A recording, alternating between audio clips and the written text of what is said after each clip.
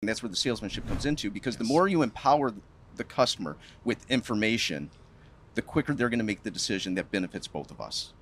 Because it's solving their problem.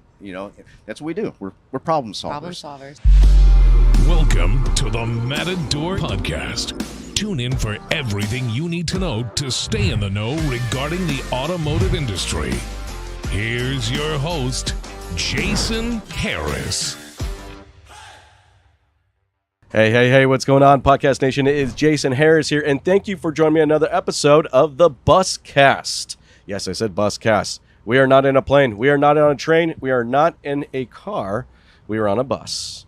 And I am joined today by my two favorite brother-sister combos. I have Big Al, and Tara with me. Guys, thank you for coming out and jamming with me. It's always a blast, Jason. And the recording, I hit the record button this time. All right. Thank you for that. Take 10. Hey, at least we get like 10 or 15 minutes into it and then look down and go, oh my gosh, I didn't hit the record button. It's happened, unfortunately. It has happened. Well, guys, look, I love kicking off these podcast stories with a little origin story because, A, I'm always fascinated. I mean, no one wakes up one day. I don't know, maybe you guys do. We'll find out. Wakes up and goes, yeah, I'm going to be in the car business. Nobody. All right, Tara, so I'm going to start with you, and then Al, I'll get your story. How did you guys get started in this crazy little world we call the automotive industry? So I got out of the Army in Washington State, and I was trying to go to school, and I was working as a cocktail waitress, and a group of guys in some kind of cheap-looking suits came in one night, and I upsold the crap out of them all night long, and one guy got stuck with the bill, and he was shaking his head like he was a little bit upset by it. I said, "Is everything okay, sir?" He's like, "Yeah, if I had one salesperson as good as you, I wouldn't be sweating this bill right now." And I went, "What do you do?" He's like, "Well, I run such and such dealership." I was like, "Huh, you hiring?" And I went to work there the next day. No way, really? Absolutely. That is so awesome. I'm like, look, I'm going to tell you, Tara, I've heard a lot of origin stories. I mean, because I've done thousands of podcasts, and it's like that. It's right up there. I'm going to tell you right up there. The only other one I had someone tell me that they were going into a building for an interview and they accidentally went to the wrong side of the building, and that's how they got it. But that right there, I think is like right up there. That's how we hire most our salespeople. Just wrong place. There's a desk. Please say. Nice. Hey, Al, for yourself, how did you get started, man? It's not as interesting as Tara's, but actually Tara was a part of it. It was actually, I did outside sales at the time. I sold heating equipment, and a lot of the sales work I was doing was a new construction, and it was right after 9/11, and a lot of projects that I was working on, like the plug just got pulled, and like I had no revenue coming in, and she was selling cars. I called her up. I'm like, "You guys hiring?" And she goes, "I don't know, come meet my boss." I went down, met him. I was working there the next day. Yes, he was. Get the whole family on it. I remember my boss looked at me and said, he's your responsibility. I'm like, he'll be fine. He'll be fine. Guys, I seriously do want to come over to your house for Thanksgiving one day. I want to know what that dinner talk is. It's pretty filthy. It's pretty filthy. Can you ever turn it off? I'm just curious. We pretty much command the room, I think. Yeah. I mean, we have two sisters, and we avoid them a lot. And there's a lot going on. We need to get them on the podcast. So we can ask them about you guys. We have a certain energy that doesn't work all the time around other people. No. They get into their thing and they start doing, and then we just silently start closing them on what we want to do without their knowledge. Of course. we really do treat everything like that. How do we close this? Everything is a close. Everything's a close. Well, that is like a perfect segue into our first topic today. All right. And look, talk about a very timely topic, holding gross. Look, guys, we're coming off the last 2 years of the best gross our industry has seen. I as far back as I've been in the business, and I've been this for over 20 years, and it's just amazing how that I think has affected our process, our people, our culture, and now given, the economic changes and, new influx in inventory, it's becoming a challenge. So I'd love to get both you guys' perspectives as far as like, how do we continue to maintain, or hold gross? So Al, I'll start with you and then Tara, I'll ask you to say. Well, I mean, obviously, like you said, over the past couple of years, I mean, gross has been through the roof right here. But the thing that we've discovered, especially with doing online sales, is, I mean, gross is all about value. you know, and when do people make a purchase? The second the value increases the price of the cost. And so that's where gross exists. And so we've discovered that with online sales. And I think that was the biggest fear for a long time for a lot of people is, you know, when the internet first came out, how dare I even post a price out there? You know, it's like, because I don't want to give up potential gross. But what we found is by building the value of the experience when you come to the website, giving the customer what they want and how you treat them, you're still able to get the gross, and people negotiate even less. That's what we've discovered for sure. No, look, it is. It really is a exchange in value, right? Yeah. You know, I think a lot of people might want to argue, well, the value is this. No, value I think is so much more these days. You know, I mean, I find customers, you know, they value the experience, and what really kind of makes up that experience is, for me personally, this is just for me, is how well I'm known by that brand. You know, do I feel connected? Do I feel known? Am I just another number to them? But you know, 100%. The more I feel known, I don't question. Well, I think people value their time. Yes. More than Bingo. anything. And so if you're able to make something convenient for people, and when I say time, I think a lot of people misunderstand that means doing something fast. We don't care about fast. We care about it being convenient for us. Yes, that's convenience. what we value most of all. And if you can provide that to somebody, the gross will be there every single time. I mean, Absolutely. Anybody sitting in this bus, we've all overpaid for something all the time and been happy about it. Happy to do it. Happy because there was value to our time. Yes. And Tara, for yourself, And I'm just going to echo that. So, you know, I think people are looking for an experience that their time was respected and valued. That's very important. And that they were transparent. I don't care if you're making money on me. It's okay that you make a living, but be transparent about it. Don't be dodgy and shady. And when you put your prices right out there for everybody to see, and you're proud of them, and you explain that this is what we're getting when you buy from us, right? And we're going to make it easy for you to do. And we respect you and we value you. And to that point of sale where if you get to pick up, this is a big part for me when we're talking about the online experience. They're not necessarily always buying the entire vehicle online, but I better be able to pick up that experience where I left off when I did all that work online. Don't make me start all over. Because that's not being respectful of the time. That's not valuing my time. And now I don't feel like I owe you what you asked for because you didn't deliver on what you promised. No, and look, let's talk about the promise, right?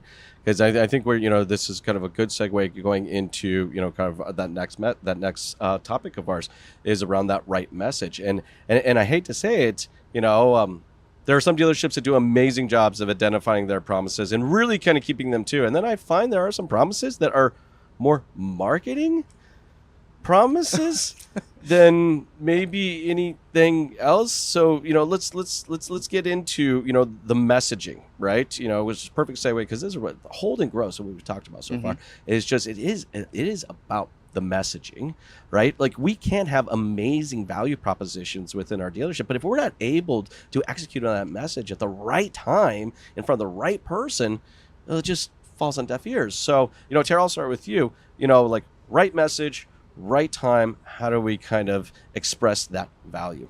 I think that's different for every dealer. Yeah, good point. Whether you're a large dealer group or a smaller dealer in a very rural area. But I think what the right messaging always has to be about is honest. Own who you are, warts and all, right? So give you an example, not auto related. I belong to what they call a country club. We don't have tennis courts. We don't have a pool. We have a golf course. We're not a country club. It's a golf club. And they need to learn to own that and be proud of it. So if you do something really well, but you are a little embarrassed that you're missing the other factor, don't be. Own what you do well and that what you can promise to deliver on and make that your message. I think people appreciate the authenticity of that and it transfers through when you message yourself in a way that this is who we are. And we're okay with the stuff we don't have. And then you're always going to be authentic with people. And I think that's the most important thing is your clients and your consumers know that you're authentic and you are exactly what you say you are. 100%. And I see how that comes so easy for you, right? For as long as I've known both of you, you are exactly who you are. No one's ever going to change it. But you brought up a good point there too, is the biggest problem that I struggle with, right message, right time, is again, it's more marketing failure than anything right there. Yeah. Because like I can go out and I can spend millions of dollars in marketing, But if our people aren't aware of what that message is, and they're not delivering that experience, so it's like whether it's a direct mail, email, it's retargeting, whatever it is, that phone rings, and whoever answers that phone doesn't know the message, it's for nothing. And again, going back to valuing people's time.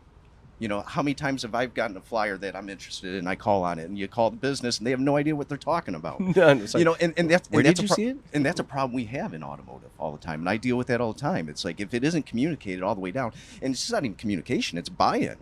There you go. Hey, we're doing a buyback event. That's the big thing that everybody does now. But if you call the store and you get a salesperson who says, the guy just wants to sell his car. I mean, that happens. Anybody listening to this knows that happens in their showroom every single day. They don't treat it like an opportunity. They're like, oh, that guy's not serious. He just wants to sell his car. They're forgetting all the money you spent to get that call to come in. Exactly. And so it's one of those things. And I think as an industry, again, I kind of go against the grain every once in a while. We get so focused on right message, right time that we forget about the pure power of branding. Because if I'm trying to hit you at the right moment, I might not be getting this guy over here because we think that's not the right time for this person. But let me push this guy into the market instead of marketing to him when he is in the market. Sometimes we need to do that, and that's a big part of branding, is pushing people to be ready to go. I think a lot of people over the past 3 years have forgotten how important that branding position is because they didn't have inventory. They're making a ton of money, right? So all of this was happening.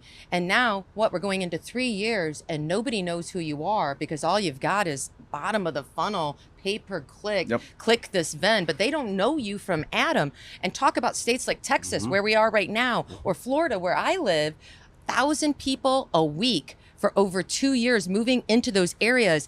That's hundreds of thousands of people who have no idea who you are. And look, I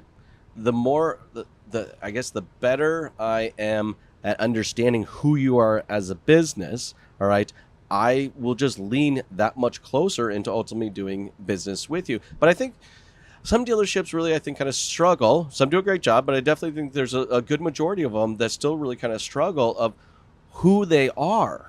They all know what they do, all right? They got a 30-foot sign out front that says what they do, okay? They move metal and they service that metal, and then that's the brand that they're supporting, all right? But why they do it, the way they do it, for me as a consumer, that is what I'm interested in, because that 30-foot sign out flag that you have out front, there's probably many of those in my market, and I can choose any one of those Nissan or those GMs or those Mazda stores, all right? Why am I choosing you as a consumer? I want to know you and hope in returns that you'll get to know me, but I want to know you first. But I feel dealerships struggle to identify that. What advice would you have for dealerships that are looking to really help identify their why?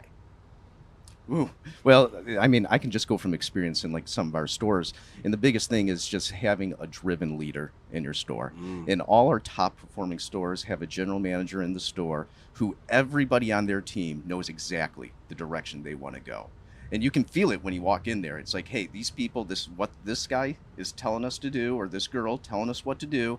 And this is why we're doing it. And again, and they explain it continually. It's not one of those things where it's like, hey, we just sent a memo out. Did you get the email?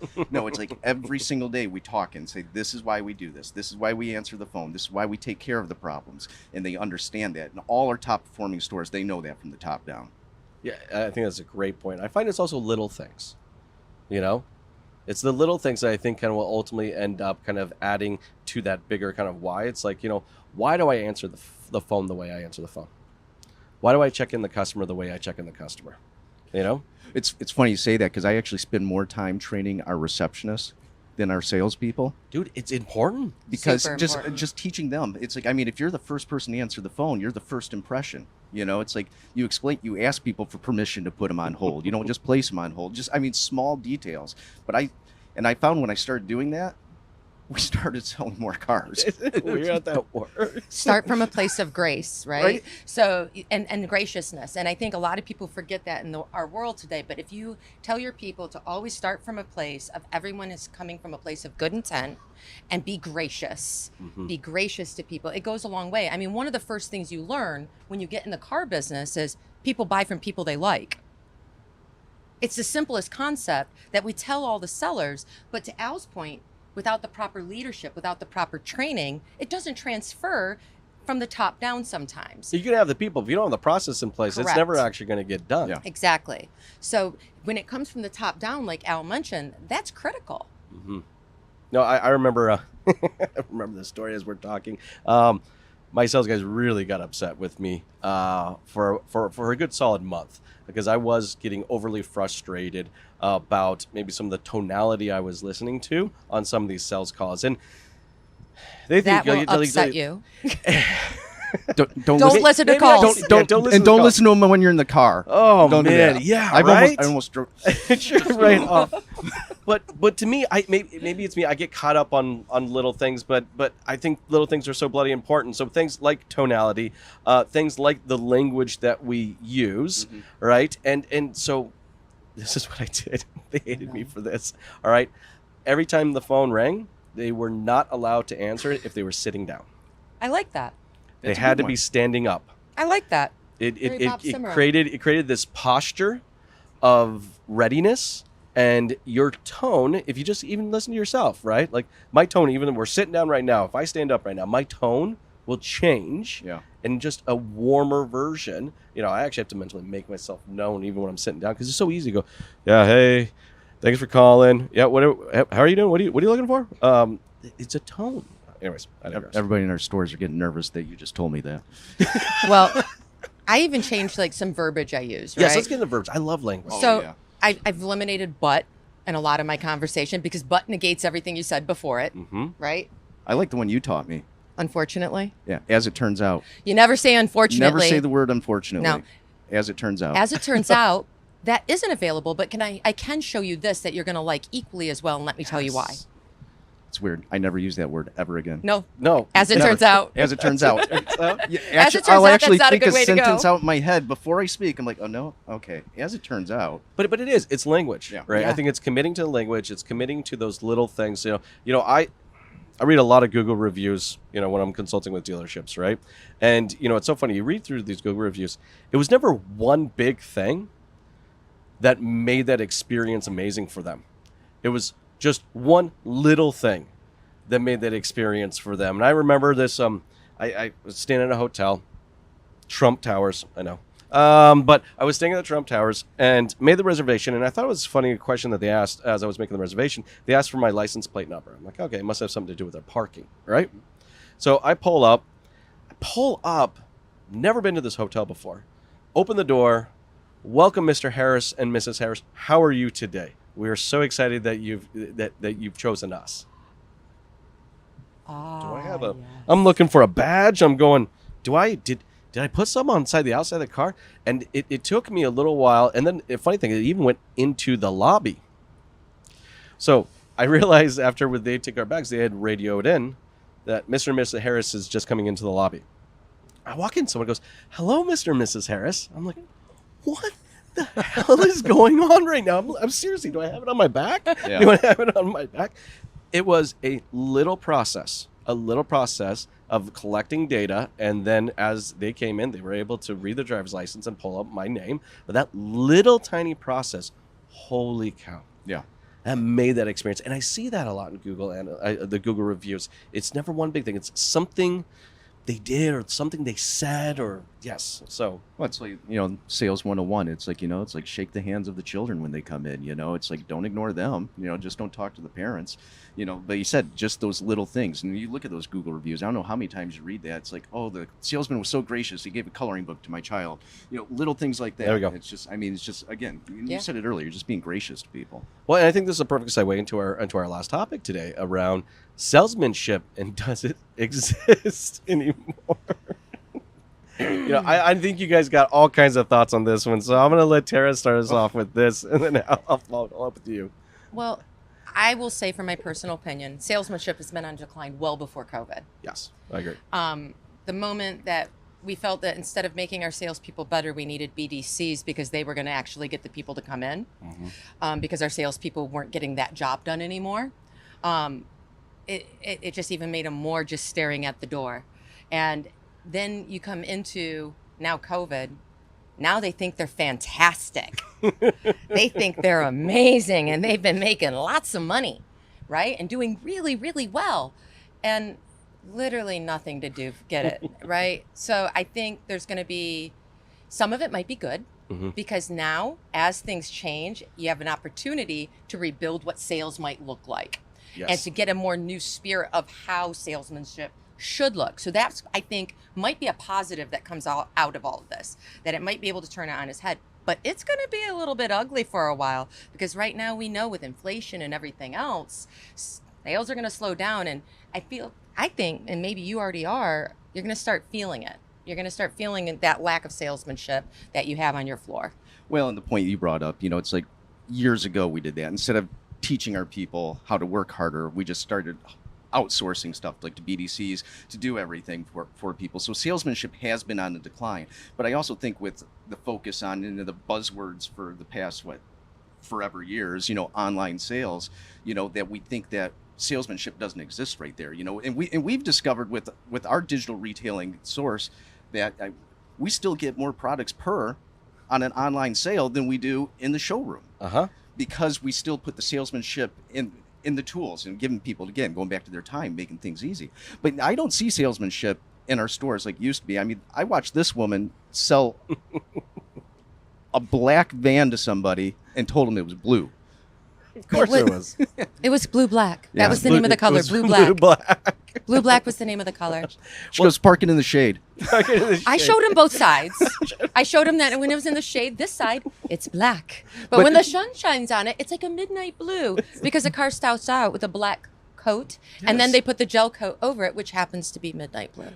The point is, but the thing that we've noticed with online sales, again, it's still a small percentage of people do that. That most people still want to interact with people. They want to interact with a salesperson, and we still need to teach salesmanship as opposed to order taking. And that's kind of where we've gotten with everything.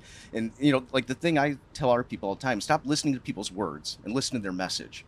When somebody comes in and says, hey, it's like, I want a new F-150. I don't want my payment to go up. I want my payoff for my trade, and I don't want to put any money down.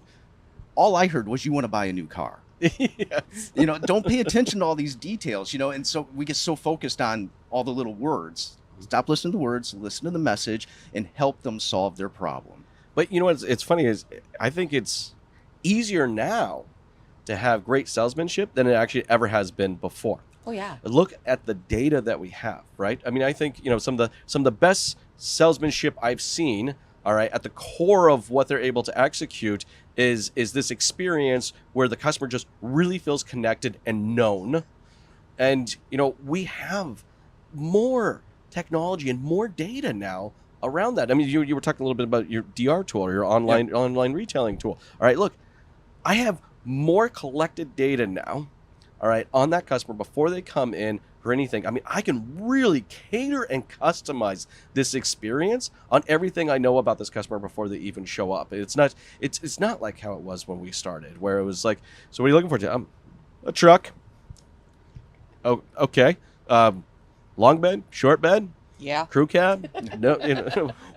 Well, going into the data right there too, and it's like in the stores, and especially in our stores, they're doing it really well. Is when I started selling cars a little over 20 years ago, there was always this fear of giving the customer too much information, and it's like the more we drop that fear, the better off we are. Because again, that's where the salesmanship comes into. Because the more you empower the customer with information, the quicker they're going to make the decision that benefits both of us.